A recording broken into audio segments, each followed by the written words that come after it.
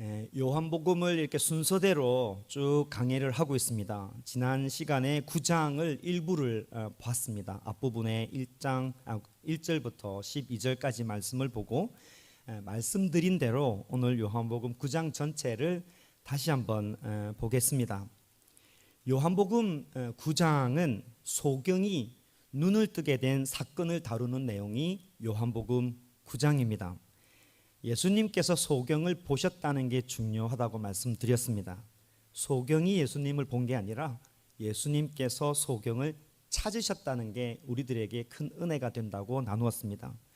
소경을 통해서 예수님께서 하나님의 일을 하셨다는 것을 말씀드렸습니다. 예수님께서 소경을 통해서 하나님께서 하시는 일을 보여주셨다는 내용이 요한복음 9장의 내용입니다. 하나님께서 하시는 일이 무엇이었냐? 누가복음 19장 10절에 나와 있는 말씀처럼 인자가 온 것은 잃어버린 자를 구원하려 함이다. 즉 세상에서 버림받은 소경이라 할지라도 하나님의 구원은 차별 없이 찾아온다는 내용이 됩니다. 그게 9장의 핵심 내용이 됩니다. 따라서 소경이 눈을 뜨게 된 이 이적은 그 자체가 예수님의 중요한 사역의 목적이 아니라 하나의 비유로서 소경이 눈을 뜬 게 우리들에게 어떤 메시지가 있다는 것입니다. 하나님께서 우리의 형편을 살펴보시고 불쌍히 여긴다는 것을 알 수가 있고, 소경이 눈을 뜨게 된 것은 예수님 믿기 전에 우리의 상태가 영적으로 눈이 어두운 상태였다는 것을 보여주기 위함입니다. 그러나 우리는 이제 예수님을 통해서 눈을 뜬 상태가 되었습니다. 우리의 현 주소는 영적으로 눈을 뜨게 된 상태인 것입니다. 그래서 여기에 모이신 한 분 한 분이 우리의 백그라운드는 알 수 없지만 다 소중한 분들이고, 또 새롭게 이 영적인 눈을 떠서 우리가 새로운 공동체를 형성했다. 그게 교회이다는 것이 메시지이고, 그렇게 새롭게 떠진 눈으로 우리는 무엇을 보고 있습니까? 라는 내용이 지난주 설교의 요약입니다. 오늘은 조금 더 나아가서 눈을 뜬 소경에게 어떤 일이 일어났는지 조금 더 구체적으로 살펴보면서 우리의 삶의 말씀을 적용을 해보려고 합니다. 이 말씀을 살피기 전에 좀 인상적인 장면이 있는데, 예수님께서 소경을 고치시는 이 방법에 있습니다. 좀 독특하죠? 어떻게 이 소경을 고쳤습니까? 그것을 살펴보기 전에 예수님께서 말씀으로 고쳤던 사건들이 많습니다. 심지어 죽은 나사로를 어떻게 이렇게 죽음에서 살리셨습니까? 어떤 자매님이 이렇게 이야기하네요. 말씀으로 살리셨다. 조금 경박한 손짓입니다. 말씀으로 이렇게 살리셨다는 게 핵심입니다. 성경에 보면 또 다른 소경이 있습니다. 바디메오, 여러분 이름 들어서 알죠? 이 바디메오는 예수님께서 어떻게 고치셨습니까? 역시 말씀으로 고치셨습니다. 소경이 예수님께 나왔습니다.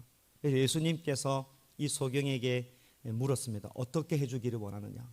소경이 보기를 원합니다. 그때 예수님께서 하셨던 말씀이 뭐냐면 안심하고 일어나라, 이렇게 말씀을 하셨고, 이 말씀의 기초에 소경이 눈을 뜨게 됐던 사건을 우리가 잘 알고 있습니다.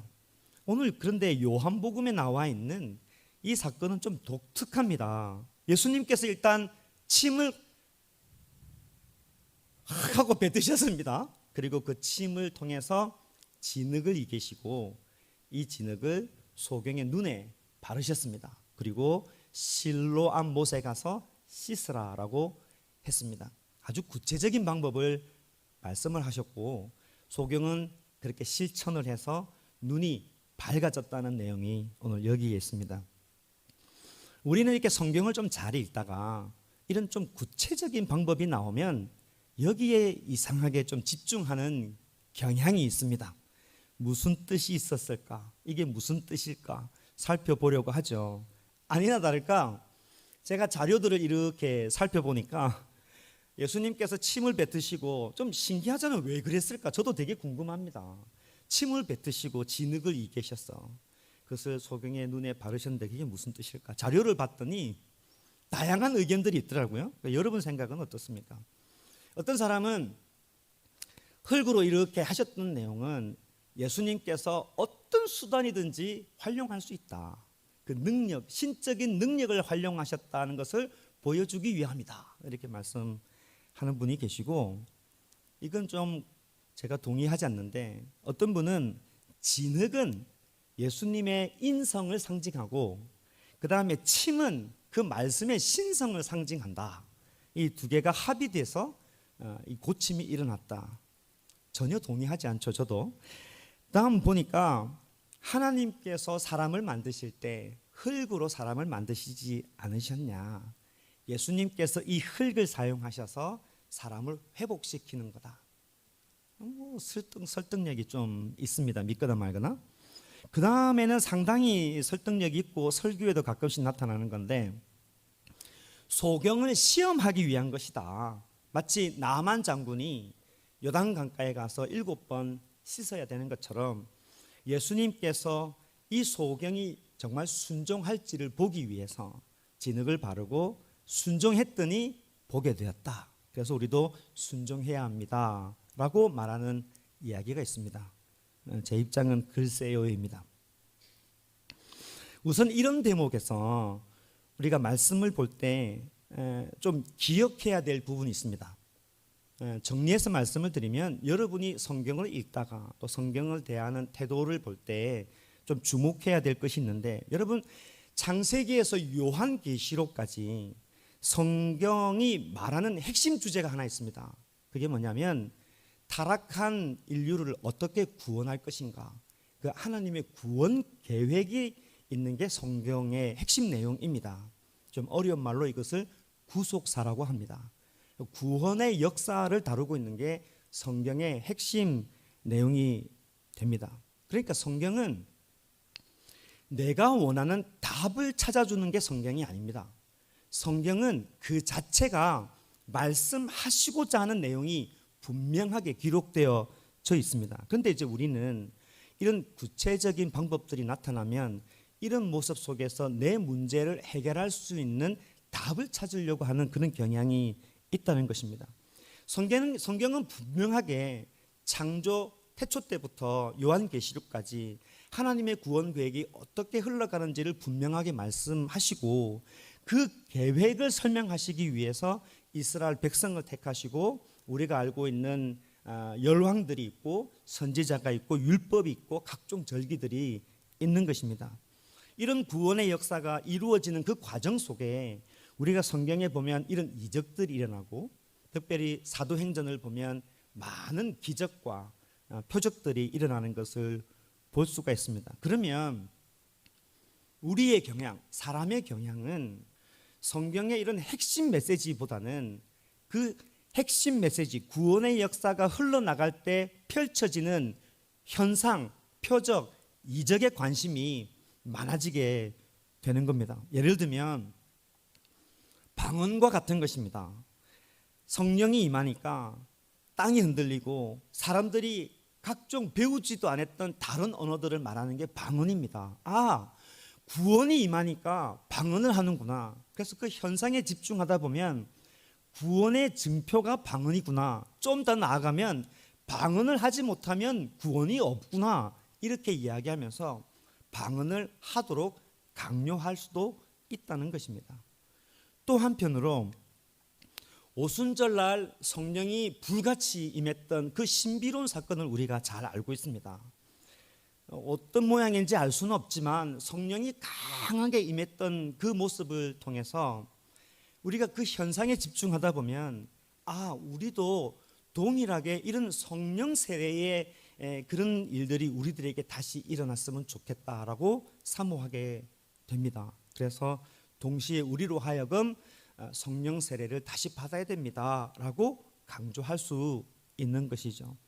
사실은 그렇지 않죠. 왜냐하면 여러분이 예수 그리스도를 나의 구주로 영접을 한다면 성령님의 역사 아니고는 우리가 아버지를 아버지라고 고백할 수 없기 때문에, 우리가 예수 그리스도를 정말 내가 믿는다면 이미 우리가 성령 세례를 받았다라고 말할 수 있습니다. 다만 우리에게 필요한 것은 성령 충만한 삶이 되는 것입니다. 이런 무거운 주제뿐만 아니라 사실은 일상에 이런 류의 어떤 실수들이 있는 것입니다. 제가 고등학생 때 예수님을 믿었습니다. 잘 모르죠. 작은 교회다 보니까 교회 출석한 지 얼마 안 됐는데 바로 주일학교 선생님 시켜주더라고요. 뭘 알아야지. 그래서 많이 배우고 그랬는데 저희를 이끌어주는 누나가 한 분 계셨습니다. 그러면서 현우야, 하나님의 뜻을 찾는데 이런 방법이 있단다라고 신앙의 가이드를 해주더라고요. 그게 뭡니까 했더니, 이 성경책 있잖니, 네가 정말 마음이 답답하고 하나님의 뜻이 어디 있는지 잘 모를 때는 이 성경책을 정말 소중하게 가슴에 대고 하나님 도와주세요라고 기도하고 이 성경책을 딱 펼치라는 겁니다. 그리고 그 펼쳐진 말씀을 이렇게 읽다 보면은 분명하게 하시는 말씀이 있다. 그럴싸하죠. 그런 경우가 있다는 겁니다.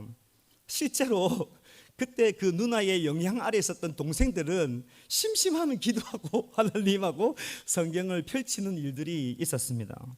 그뿐이겠습니까? 사실은 꿈에 대한 이야기도 마찬가지고, 또 우리가 신년이나 연말 되면 말씀 뽑기 카드를 하지 않습니까? 이렇게 보면 우리 신앙 안에 그런 게 다 머물러 있습니다. 왜 이게 잘못된 접근일까요? 하나님의 뜻을 찾는다고 하지만 알고 보면 나의 뜻을 찾고 있는 거예요. 하나님의 뜻을 찾습니다라고 말하지만 내 뜻을 합리화시켜 줄 그 말씀, 나는 이 방향으로 가고 싶은데 그렇게 가라고 이야기하는 말씀을 찾고 싶은 겁니다. 그래서 말씀을 대할 때 성경 속에서 나의 뜻을 찾으려고 하면 근본적으로 잘못됐다. 왜냐하면 성경이 우리들에게 하시고자 하는 말씀이 분명하게 이미 정해져 있기 때문입니다. 우리가 연애할 때도 막 그러잖아요. 하나님, 이 자매가 하나님의 뜻입니까? 저 자매가 하나님의 뜻입니까? 그렇게 질문하면, 야, 너는 복 받았다. 두 자매를 두고 선택을 할 수 있으니 그렇게 이야기하지만, 그럼 자기가 사랑하는 사람을 선택하면 되죠. 하나님, 제가 이 집을 사는 게 하나님의 뜻입니까? 저 집을 사는 게 하나님의 뜻입니까? 자기의 편리에 따라, 버짓에 따라 사는 거지. 그게 왜 하나님의 뜻을 묻습니까? 다 사실 알고 보면 하나님의 뜻을 찾는다고 하지만 그 속에서 내 뜻을 찾고 있는 경향이 많이 있습니다. 그래서 성경을 대할 때 우리의 기본적인 자세가 있습니다. 성경은 기본적으로 우리 인생에 대한 답을 주기 위해서 존재하지 않습니다. 성경은 우리에게 하시는 말씀이 있습니다. 우리를 향한 하나님의 뜻이 분명하고, 그래서 우리가 지켜야 될 하나님의 뜻이 있고, 그래서 우리가 추구해야 될 하나님의 뜻이 이미 명백하게 있습니다. 사도 바울 볼까요? 여러분 주보에도 가이드라인에 있는 그 말씀이 있는데요, 데살로니가 교회에게 이렇게 말씀합니다. 하나님의 뜻은 이것이니 어떻게 되어 있습니까? 너희가 거룩해야 된다. 거룩한 것이 하나님의 뜻이다. 분명하게 말씀하고 있습니다. 뿐만 아니라 또 범사에 감사하라. 이것이 그리스도 예수 안에서 너희를 향하신 하나님의 뜻이다라고 말합니다. 왜 우리가 거룩해야 되고 왜 우리가 감사해야 하는 것이 하나님의 뜻이 됩니까? 그것은 성경 처음부터 끝까지 이루고자 하는 하나님의 구원이 나에게 이미 이루어졌기 때문에 그 구원에 맞추어서 내가 거룩해야 하고 감사해야 하기 때문입니다. 사도 베드로는 한 걸음 더 나아갑니다. 고난받는 게 하나님의 뜻이랍니다. 베드로전서 3장 17절 말씀해 보니까 선을 행함으로 고난받는 것이 하나님의 뜻일진대라고 되어 있습니다. 왜 고난받는 게 하나님의 뜻이 됩니까?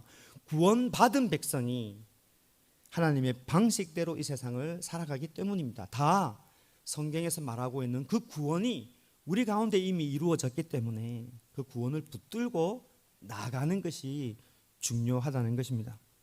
하나님의 뜻에 대해서 이야기할 때 여러분 사도 바울이 쓴 서신서의 제일 머리를 보시면 큰 도움이 됩니다.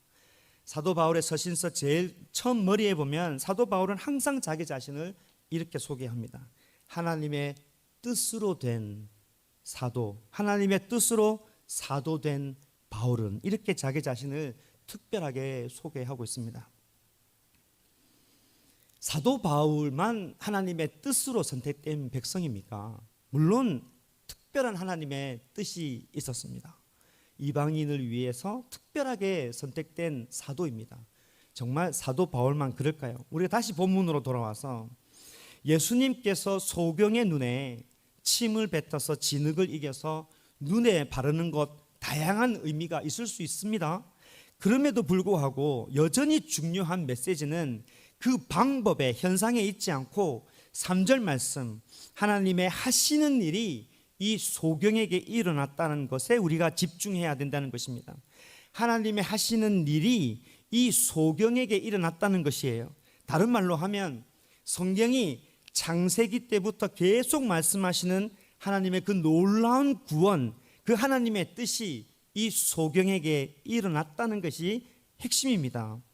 여전히 메시지가 진흙으로 눈에 발랐다는 것보다 더 중요하다는 내용인 겁니다. 그러면 오늘 본문을 보면서 행여나 여러분이 애틋하게 소경을 보시고 침을 뱉으시고 진흙을 이기셔서 소경의 눈을 이렇게 발라주는 예수님의 모습을 생각하면서 예수님이 내 인생에도 나타나셔서 진흙은 아니라 할지라도 어떤 기적을 베푸셔서 내 인생을 이렇게 뭔가 발라주셔서 내 인생이 회복되는 기적이 일어났으면 좋겠다라고 소망을 한다면 여전히 성경 앞에서 우리가 뭔가를 잘못 보고 있다는 것입니다.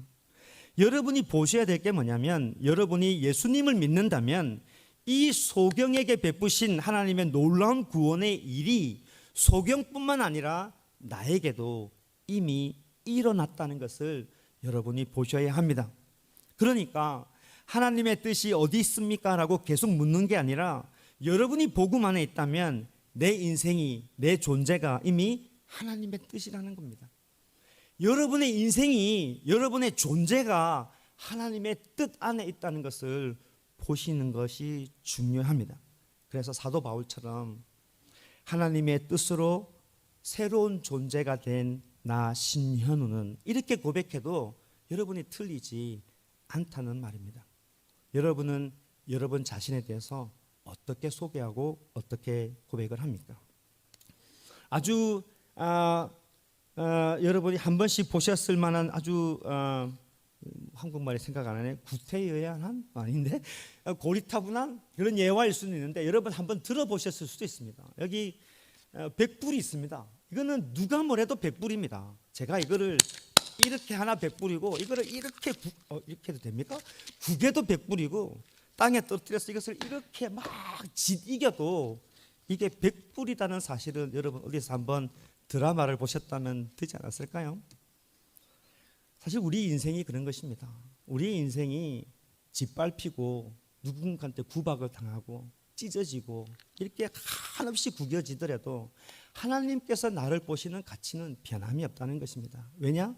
새롭게 창조하셨고 우리의 눈을 뜨게 하셨고 여전히 나를 사랑하시고 나를 바라보시는 가치가 새롭다는 것입니다. 다만 이 땅에 살아가면서 고난과 고통과 힘듦으로 잠시 불편할 뿐입니다. 이렇게 새로운 존재가 된 소경에게 어떤 일이 일어났는가 오늘 몇 가지 살펴보고 말씀을 정리하려고 합니다. 이 말은 소경을 통해서 우리 삶에 좀 적용을 하자면 하나님의 뜻이 나에게 이루어졌다면 나의 존재가 하나님의 뜻이라면 내가 새로운 존재라면 나에게 어떤 일이 일어나야 되는가를 살펴보자고 하는 것입니다. 첫 번째 이 소경을 보면서 참 먼저 가장 눈에 드러나는 것이 뭐냐면 소경이 사람들의 눈에 띄기 시작했다는 겁니다. 되게 인상적인 부분입니다. 좀 더 여러분이 9장을 이렇게 읽어보시면 소경에게 사람들이 다가오는데 점진적으로 다가오고 있다는 것을 볼 수 있습니다. 사람들이 또 다른 사람을 소경에게 계속 소개하고 있습니다. 성경을 보시면서 따라오면 좋습니다. 8절 말씀에 보니까 소경에게 제일 먼저 찾아온 사람들이 있습니다. 누굽니까? 이웃 사람들과 전에 그가 거린인 것을 알았던 사람들입니다. 그러니까 소경을 자주 보았던 사람들입니다. 이 사람들이 소경을 알아봤습니다. 소경이 눈을 떴다는 사실이 자기들 눈에 띄어졌습니다. 눈이 떠졌으니까 이 사람이 소경인지 그 사람인지 알지 못해서 서로 막 논쟁하다가 결국은 알아보고 이 사람들이 소경에게 묻습니다. 뭐라고 묻습니까? 어떻게 눈을 뜨게 됐냐 이렇게 묻습니다. 그리고 이 사람들이 소경을 누구에게 데리고 갑니까? 바리새인들에게 인도합니다. 12절에 보니까 바리새인들 역시 이 소경에게 같은 질문을 합니다. 어떻게 해서 눈을 뜨게 됐냐? 이런 질문을 합니다. 소경이 아무리 진술을 해도 바리새인들이 믿지 못하니까 이 바리새인들이 또 누구를 부릅니다. 누구를 부릅니까? 이 소경의 부모를 부릅니다. 그리고 원래 이 사람이 소경이었냐? 사기치는 거 아니냐? 소경이 아니었는데 눈 떴다는 행세를 하는 게 아니냐라고 묻습니다. 그러니까 21절에 부모가 하는 말이 지금 어떻게 해서 자녀가 이렇게 눈을 뜨게 됐는지 누가 눈을 뜨게 했는지 나는 알지 못합니다. 장성하였으니까 직접 물어보세요라고 이야기합니다. 그러니까 소경은 눈이 떠졌을 때 많은 사람들에게 눈에 띄어졌습니다. 소문이 난 것이죠. 쉽게 이야기하면 우리들에게 하는 말이 뭡니까? 내가 새로운 존재가 되었고 하나님 앞에서 나의 존재가 새롭게 거듭났다면 자연스럽게 우리의 존재는 세상에 드러날 수밖에 없다는 것입니다. 우리가 새로운 가치로 인생을 살고 십자가의 삶을 살아가면 당연히 우리의 삶이 세상에 드러나는 것입니다. 잘 보여주는 게 초대교회입니다. 예수님 믿는 사람들이 소문이 났습니다. 이 사람 다르네. 살아가는 삶의 방식이 다르구나. 고난과 고통을 해석하는 방식이 다르구나. 그래서 세상 사람들은 이 사람들을 그리스도인이다라고 구분해서 부르는 것을 우리가 보게 됩니다. 사람들의 눈에 띄기 시작하는 이 소경은 우리들에게 말씀하는 도전이 있습니다. 여러분은 가정에서, 직장에서, 학교에서 새로운 존재로 사람들 눈에 띄는 삶을 살아가느냐 하는 것을 말해주고 있습니다. 새로운 존재가 된 소경에게 일어난 두 번째 아주 중요한 것이 있습니다. 우리가 좀 주목해 볼 일입니다. 그것은 소경의 간증입니다. 예수님에 의해서 눈을 뜨게 된 이 소경의 간증은 굉장히 귀합니다. 사실 우리 입장에서 보면 하지 않아도 되는 간증입니다. 아니, 해서는 안 되는 간증입니다. 왜냐하면 이 소경의 간증 때문에 34절을 가보면 결국은 쫓겨납니다. 간증을 하지 않았으면 쫓겨나지 않는 상황이 되었는데 이 소경이 간증을 하는 바람에 쫓겨나게 됩니다. 사람들이 점진적으로 소경을 사람들에게 소개한다고 했죠. 처음에 이웃들이 소경을 데리고 바리새인들에게 소개한 이유가 있습니다. 그 이유가 뭐냐면 이 소경의 간증 때문입니다. 어떻게 눈을 떴느냐? 11절에 보니까 이렇게 이야기합니다. 그러니까 이 소경이 대답을 하죠. 대답하되 예수라 하는 그 사람이 진흙을 이겨 내 눈에 바르고 나더러 실로암에 가서 씻으라 하기에 내가 나았다.